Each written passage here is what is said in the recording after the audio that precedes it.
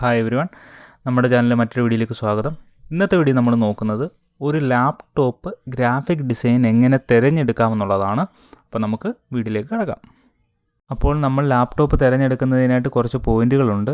ആ പോയിന്റ് പറയുന്നതിന് മുന്നേ നമ്മളുടെ കുറച്ച് ബേസിക് കാര്യങ്ങൾ ഞാൻ പറയാം. അത് നമ്മൾ നോക്കിയ ശേഷം മാത്രമേ ഈ പോയിന്റുകളുമായിട്ട് താരതമ്യം ചെയ്യാവൂ.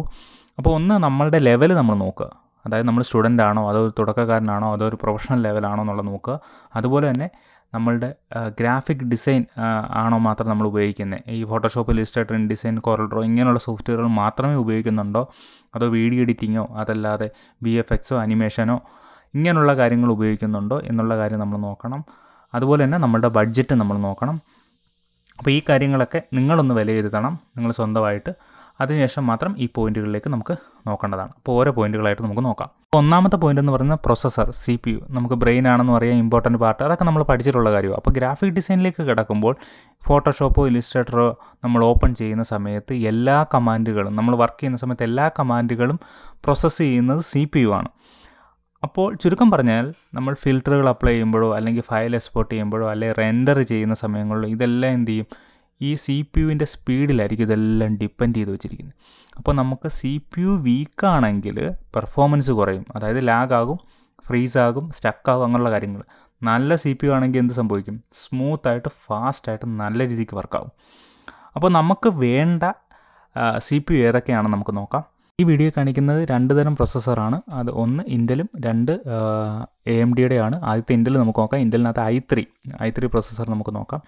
അതിൽ 10th അല്ലെ 11th നിങ്ങളൊരു ബേസിക് വർക്ക് ചെയ്ത് തുടങ്ങി, ഫോട്ടോഷോപ്പ്, ഇല്ലസ്ട്രേറ്ററൊക്കെ നിങ്ങൾക്ക് തുടങ്ങിയതേ ഉള്ളൂ, ഒരു എൻട്രി ലെവലാണ്, പഠിച്ചു തുടങ്ങിയതേ ഉള്ളെങ്കിൽ നിങ്ങൾക്ക് എന്ത് ചെയ്യാം, 10th തൊട്ട് നിങ്ങൾക്ക് എടുക്കാവുന്നതാണ്.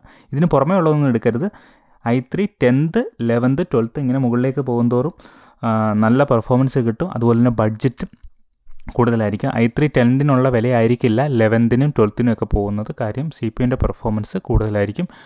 ഈ ജനറേഷൻ അല്ലെങ്കിൽ ആ ഒരു അതെങ്ങനെ അറിയാൻ പറ്റും, 10th ആണോ 11th ആണോ എങ്ങനെ അറിയാൻ പറ്റുമെന്ന് വെച്ചാൽ 10 കഴിഞ്ഞ ശേഷം ഒരു 3 അക്കോടെ കൂടുതൽ കാണും. ഇപ്പം 110U, 12 ആണെങ്കിൽ 12 15U, അല്ലെ 12 20P ഇങ്ങനെയൊക്കെയുള്ള, ഞാൻ ഒരു എക്സാമ്പിളാണ് മോഡലിൻ്റെ പറഞ്ഞത്. അപ്പോൾ എങ്ങനെ ജനറേഷൻ അറിയാം, 10 കഴിഞ്ഞ ശേഷം ഒരു 3 അക്കം, അല്ലെ 11 കഴിഞ്ഞിട്ട് എന്ത് ചെയ്യും 3 അക്കം, 12 കഴിഞ്ഞിട്ട് 3 അക്കം, ചിലത് 4 അക്കവും വരാറുണ്ട്. അപ്പോൾ അങ്ങനെയാണ് ജനറേഷൻ നമുക്ക് മനസ്സിലാകുന്നത്. അതുപോലെ തന്നെ അടുത്ത നിങ്ങളൊരു മീഡിയം സ്റ്റുഡൻ്റായി അല്ലെങ്കിൽ മീഡിയം പ്രോജക്റ്റുകളൊക്കെ നിങ്ങൾക്ക് വർക്ക് ചെയ്ത് തുടങ്ങണമെങ്കിൽ i5 11th ജനറേഷൻ തൊട്ട് നിങ്ങൾക്ക് മുകളിലേക്ക് എടുക്കാവുന്നതാണ്. അപ്പോൾ നിങ്ങൾക്ക് കുറച്ചുകൂടെ അഡ്വാൻസ്ഡ് ആയിരിക്കും, അഫോർഡബിളും ആയിരിക്കും, പെർഫോമൻസൊക്കെ ഇച്ചിരി കൂടെ കൂടുതൽ കിട്ടും.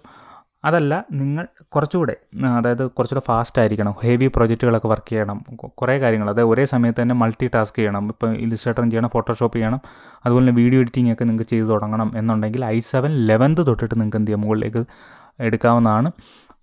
അതുപോലെ തന്നെ 12th 13th ഒക്കെ പോയി കഴിയുമ്പോൾ എന്ത് ചെയ്യുക, വീഡിയോ എഡിറ്റിംഗ് ഒക്കെ കുറച്ചുകൂടെ വേണമെങ്കിൽ നിങ്ങൾക്ക് ഹെവി പ്രോജക്റ്റുകളൊക്കെ വർക്ക് ചെയ്യാൻ പറ്റുന്നതായിരിക്കും. അതാണ് i7നെ സംബന്ധിച്ച്.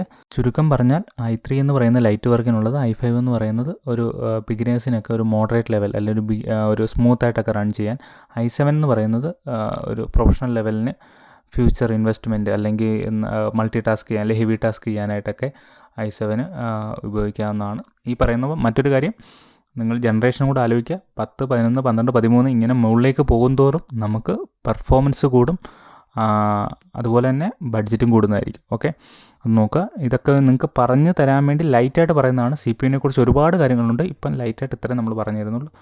ഓക്കെ, അടുത്ത് നമുക്ക് നോക്കാം റൈസൻ. AMDയുടെ റൈസൻ പ്രൊസസ്സർ വരാൻ നേരം റൈസനകത്ത് തന്നെ 5 7 9 അതിൻ്റെ സീരീസ് പോകുന്നത്. അപ്പോൾ റൈസൻ 5 എന്ന് പറയുമ്പോൾ നമ്മുടെ i5ന് തുല്യം എന്നുള്ള രീതിയിൽ നോക്കിയാൽ മതി. i5ന് തുല്യമാകുമ്പോൾ അതിൻ്റെ ഈ ജനറേഷൻ വരാൻ നേരം 4 5 6 എന്നുള്ള രീതിയിലാണ് അതിൻ്റെ ജനറേഷൻ വരുന്നത്. അപ്പോൾ അതിനകത്ത് ഈ പറയുന്ന പോലെ സ്റ്റുഡൻസ് ഇല്ലെങ്കിൽ നമുക്കൊരു ബിഗിനർ തുടങ്ങുന്ന ആളുകൾക്കൊക്കെയാണ് റൈസൻ 5ൻ്റെ 4th ജനറേഷൻ മതിയാകും. എന്നാൽ റൈസൻ 7ൻ്റെ 5 അല്ലെങ്കിൽ 5 6 7 ആ രീതിയിലുള്ള സീരീസ് വരുവാണെങ്കിൽ നമുക്ക് i7നോട്, റൈസൻ 7 എന്ന് പറയുമ്പോൾ i7നോട് സെയിം ആയിരിക്കും വരുന്നത്. അപ്പോൾ റൈസൻ 7ൻ്റെ 5 ആയി കഴിഞ്ഞ് കഴിഞ്ഞാൽ നമുക്ക് അത്യാവശ്യം മൾട്ടി ടാസ്ക് ചെയ്യാനോ അല്ലെങ്കിൽ നല്ല പ്രൊജക്റ്റുകൾ ചെയ്യാനോ അങ്ങനെയൊക്കെ ഉള്ളതിന് കുറച്ചുകൂടെ, അല്ലെങ്കിൽ ഒരു ചെറിയൊരു ആഫ്റ്റർ എഫക്ട്സോ അല്ലെങ്കിൽ വീഡിയോ എഡിറ്റിംഗ് ഒക്കെ തുടങ്ങണമെങ്കിൽ നമുക്ക് റൈസൻ 7ൻ്റെ 5 ജനറേഷൻ മതിയാകും. മുകളിലോട്ട് പോകുന്തോറും പഴയതുപോലെ തന്നെ നല്ല പെർഫോമൻസ് കിട്ടിക്കൊണ്ടിരിക്കും. അതുപോലെ തന്നെ Ryzen 9 വരാൻ നേരം i9 നമ്മൾ i9 നേരത്തെ നമ്മൾ ചർച്ച ചെയ്തില്ല. ഇൻ്റലിൻ്റെ i7 വരെ നമ്മൾ ചർച്ച ചെയ്തുള്ളൂ. i9 വരുമ്പോൾ കുറച്ചുകൂടെ ബെറ്റർ ആകുമ്പോൾ പ്രോസസ്സർ ബെറ്റർ ആകുമ്പോൾ നമുക്ക് അതിനനുസരിച്ചുള്ള ഡിസൈനോ ഇല്ലെങ്കിൽ എഡിറ്റിങ്ങോ പ്രൊഫഷണൽസൊക്കെ എന്ത് ചെയ്യാം കൂടുതലും യൂസ് ചെയ്യാൻ കുറച്ചുകൂടെ ബെറ്റർ ആയിരിക്കും. അപ്പോൾ ഇതിനോടനുബന്ധിച്ച് ഈ ഒരു കാര്യത്തിൽ നിങ്ങൾ നിങ്ങളുടെ ബഡ്ജറ്റ് നോക്കുക. Ryzen 9 വരാൻ നേരം 5th ജനറേഷൻ തന്നെ നമുക്ക് അത്യാവശ്യം നല്ലതാണ്. എല്ലാ കാര്യങ്ങളും ഓടും. അത് 6 ഒക്കെ ആയിക്കഴിഞ്ഞാൽ നമുക്ക് എന്ത് ചെയ്യാം 6ഉം 7ഉം ഒക്കെ ആയിക്കഴിഞ്ഞ് കഴിഞ്ഞാൽ നമുക്ക് കുറച്ചുകൂടെ ഫാർ ബെറ്റർ ആയിട്ടായിരിക്കും നമുക്ക് കിട്ടുന്നത്. അടുത്ത പോയിൻ്റ് എന്ന് പറയുന്നത് റാമാണ്. റാമിൻ്റെ ഉപയോഗം നിങ്ങൾക്ക് അറിയാവുന്നതാണ്.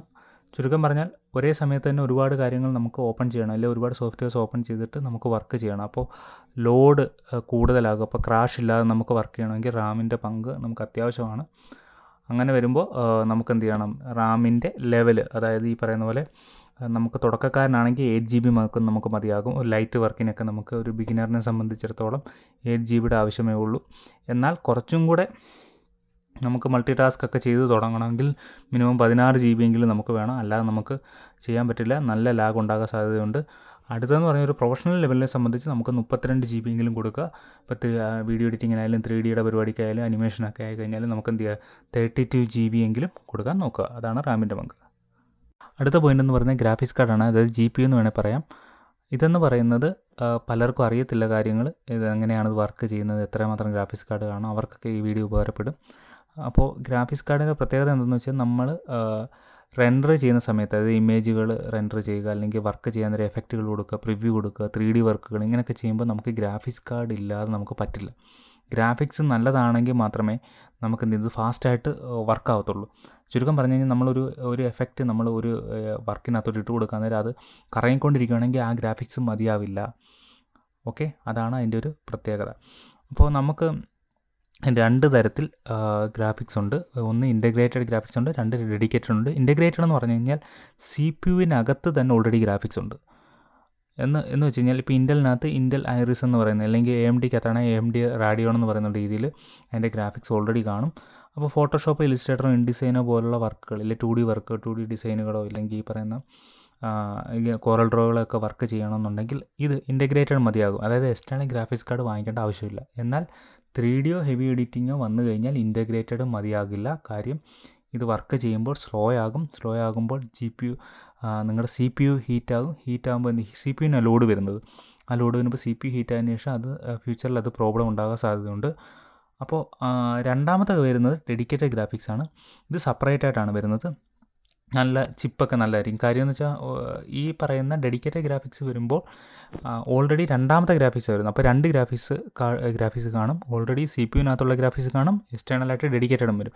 അപ്പോൾ നിങ്ങൾ ഈ മോഷൻ ഗ്രാഫിക്സോ അല്ലെങ്കിൽ പ്രീമിയർ പ്രോയോ അല്ലെങ്കിൽ ആഫ്റ്റർ എഫക്ട്സോ എന്തെങ്കിലുമൊക്കെ വർക്കുകൾ ചെയ്യാൻ നേരം എന്ത് ചെയ്യും, ആ ഒരു സോഫ്റ്റ്വെയറുകൾ ഓപ്പൺ ചെയ്യുമ്പോൾ തന്നെ നിങ്ങൾക്ക് ഇൻ്റഗ്രേറ്റഡ് ഇടണോ, അല്ലെങ്കിൽ CPUവിനകത്തുള്ള ഗ്രാഫിക്സ് ഇടണോ, അല്ലെങ്കിൽ ഡെഡിക്കേറ്റഡ് ആയിട്ട് ഇപ്പോൾ NVIDIAയുടെ ആണെങ്കിൽ GTX എന്നുള്ള രീതിയിലുള്ള ഇതാണെങ്കിൽ അത് മോഡൽ കാണിക്കും. അപ്പോൾ നമ്മളത് പിക്ക് ചെയ്ത് കൊടുത്തു കഴിഞ്ഞാൽ എന്ത് ചെയ്യും, ആ ഗ്രാഫിക്സ് ആയിരിക്കും അതിനകത്ത് വർക്കാകും. അപ്പോൾ എന്ത് ചെയ്യും, നമ്മൾ റെൻഡർ ചെയ്യുമ്പോൾ മച്ച് ഫാസ്റ്റർ ആയിരിക്കും, പെട്ടെന്ന് റെൻഡർ ആകും. ഫാസ്റ്റർ എന്ന് പറയുമ്പോൾ ഒരു എഫക്റ്റുകളൊക്കെ ഇടാൻ നേരം എന്ത് ചെയ്യും, പെട്ടെന്ന് ക്വിക്ക് നമുക്ക് ഇതാകും. അതുപോലെ വീഡിയോ എക്സ്പോർട്ട് ചെയ്യാൻ നേരമൊക്കെ എന്ത് ചെയ്യും, നമുക്കത് ഫാസ്റ്റായിട്ട് നമുക്ക് കിട്ടുകയും ചെയ്യും. അതാണ് മറ്റൊരു പ്രത്യേകത. അപ്പോൾ നമ്മൾ ഡിപ്പെൻഡ് ചെയ്തിരിക്കുന്നത് നമ്മുടെ വർക്കിനനുസരിച്ചാണ്, നമ്മൾ ഉപയോഗിക്കുന്ന സോഫ്റ്റ്വെയർ അനുസരിച്ചാണ്. ആഫ്റ്റർ എഫക്ട്സോ പ്രീമിയറോ ബ്ലെൻഡറോ അല്ലെങ്കിൽ 3D മോഡലിങ്ങോ ഒക്കെ ചെയ്യണമെന്നുണ്ടെങ്കിൽ നിർബന്ധമായും നിങ്ങൾക്ക് ഡെഡിക്കേറ്റഡ് ഗ്രാഫിക്സ് വേണം. അതെങ്ങനെ മനസ്സിലാകുമെന്ന് വെച്ച് കഴിഞ്ഞാൽ NVIDIAയുടെ ആണെങ്കിൽ നിങ്ങൾക്ക് എന്ത് ചെയ്യും, GeForce എന്ന് എഴുതി GTX അല്ലെ RTX എന്ന് എഴുതിയിട്ട് എന്ത് ചെയ്യും, ഇപ്പോൾ RTX 4050 അല്ലെങ്കിൽ 4060 എന്നുള്ള രീതി കാണും. AMDയുടെ കമ്പനിയുടെ ആണെങ്കിൽ നമുക്ക് റാഡിയോൺ എന്നുള്ള രീതിയിൽ RX എന്ന് എഴുതിയിട്ട് അടുത്ത മോഡൽ നമ്പറുകൾ കാണും. അങ്ങനെയാണ് നമ്മൾ മനസ്സിലാക്കുന്നത് ഡെഡിക്കേറ്റഡ് ആണോ അതോ ഇൻ്റഗ്രേറ്റഡ് ആണോ എന്നുള്ള രീതിയിൽ. അപ്പോൾ ഇങ്ങനെയാണ് ഗ്രാഫിക്സ് കാർഡിൻ്റെ കാര്യങ്ങൾ വരുന്നത്. അടുത്ത് വരുന്നത് സ്റ്റോറേജ് ആണ്. അതിനകത്ത് SSD ഉണ്ട്, അതുപോലെ HDD ഉണ്ട്, അതായത് സോളിഡ് സ്റ്റേറ്റ് ഡ്രൈവ് അല്ലെങ്കിൽ ഹാർഡ് ഡിസ്ക് ഡ്രൈവ്. ഇതിനകത്ത് നമുക്ക് കൺഫ്യൂഷൻ ഒന്നുമില്ല. SSD സൂപ്പർ ഫാസ്റ്റാണ്. അതുപോലെ തന്നെ പെട്ടെന്ന് സെക്കൻഡ്സിനുള്ളിൽ നമുക്ക് എന്ത് ചെയ്യാം, ആപ്പുകളൊക്കെ ലോഡ് ചെയ്യാം, പെട്ടെന്ന് തന്നെ എല്ലാം ബൂട്ടാകാനും ഒക്കെ എല്ലാത്തിനും ബെസ്റ്റ് SSD തന്നെയാണ്. HDDയുടെ സ്ലോവറാണ്, അത് ഔട്ട്ഡേറ്റഡ് ആയി കഴിഞ്ഞു, അതിന് നിങ്ങൾ നോക്കണ്ട. SSD മിനിമം 256 GB തൊട്ടാണ് നമ്മൾ വാങ്ങിക്കുന്നത്. കുറച്ചുകൂടെ നിങ്ങൾക്ക് വലിപ്പം, അതായത് നിങ്ങളുടെ ബഡ്ജറ്റ് അനുസരിച്ച് നിങ്ങൾക്ക് കുറച്ചുകൂടെ വാങ്ങിക്കണമെന്നുണ്ടെങ്കിൽ വാങ്ങിക്കുക. അപ്പോൾ SSD അതിന് നോ കൺഫ്യൂഷൻ. ഓക്കെ, അടുത്തതെന്ന് പറയുന്നത് ഡിസ്പ്ലേ ആണ് വരുന്നത്. ഡിസ്പ്ലേ വരാൻ നേരം റെസൊല്യൂഷൻ, അതായത് മിനിമം നമുക്ക് ഫുൾ HD എങ്കിലും നിങ്ങൾ തിരഞ്ഞെടുക്കുക ബിഗിനേഴ്സിനെ സംബന്ധിച്ചിടത്തോളം. അത് കഴിഞ്ഞാൽ പിന്നെ 2K ഉണ്ട് 4K ഉണ്ട്. അത് നമ്മുടെ വർക്ക് സ്പേസ് അനുസരിച്ച് നിങ്ങൾക്ക് കൂടുതൽ ഡീറ്റെയിൽ ആയിട്ട് ഡിസൈൻ ചെയ്യണം അല്ലെങ്കിൽ ഷാർപ്പായിട്ട് ഡിസൈൻ ചെയ്യണമെങ്കിൽ, ഇപ്പോൾ ഈ പറയുന്ന വീഡിയോ എഡിറ്റിങ്ങോ അല്ലെങ്കിൽ 3D മോഡലിങ്ങോ അങ്ങനെയൊക്കെയുള്ള ചെയ്യണമെങ്കിൽ 4K ഒക്കെ തിരഞ്ഞെടുക്കുക. അത് നിങ്ങളുടെ ബഡ്ജറ്റ് അനുസരിച്ച് നിങ്ങൾ നോക്കുക. അതുപോലെ തന്നെ കളർ ആക്യുറസി നോക്കുക. നിങ്ങൾ ഒരു സ്ക്രീനിൽ പ്രസൻറ്റ് ചെയ്യേണ്ട കാര്യങ്ങളാണ് വീഡിയോ എഡിറ്റിംഗ് ആയാലും ശരി, ഡിസൈനിങ് ആയാലും ശരി, ഗ്രാഫിക് ഡിസൈനിങ് ആയാലും ശരി, അങ്ങനെയുള്ളതാണെങ്കിൽ നിങ്ങൾ 100% sRGB നോക്കുക. കളർ ആക്യുറസിയിലാണ് ഞാൻ പറയുന്നത്. 100% sRGB നോക്കുക. എന്നാൽ നിങ്ങൾ പ്രിൻ്റ് എടുക്കേണ്ട ഒരു ഇതാണ് വരുന്നതെങ്കിൽ, പ്രൊഫഷണൽ വർക്കിന് പ്രിൻ്റ് എടുക്കാനാണ് നിങ്ങൾ കൂടുതൽ യൂസ് ചെയ്യുന്നതെങ്കിൽ നിങ്ങൾ Adobe RGB അല്ലെങ്കിൽ DCI P3 എന്നുള്ള രീതിയിലുള്ള കവറേജ് നിങ്ങൾ നോക്കുക. അതുപോലെ തന്നെ ബ്രൈറ്റ്നസ്, അത് നിങ്ങൾ ഇൻഡോർ വർക്കിനാണ് അതൊന്നും ഇത് ഇമ്പോർട്ടൻ്റ് അല്ല. അത് നിങ്ങളുടെ നമ്മുടെ ബ്രൈറ്റ്നസിൻ്റെയൊക്കെ ഇതാണ് വരുന്നത്. 300 നിറ്റ്സോ അല്ലെങ്കിൽ 400 നിറ്റ്സോ അതൊക്കെ എല്ലാ ലാപ്ടോപ്പിനകത്തും കാണും.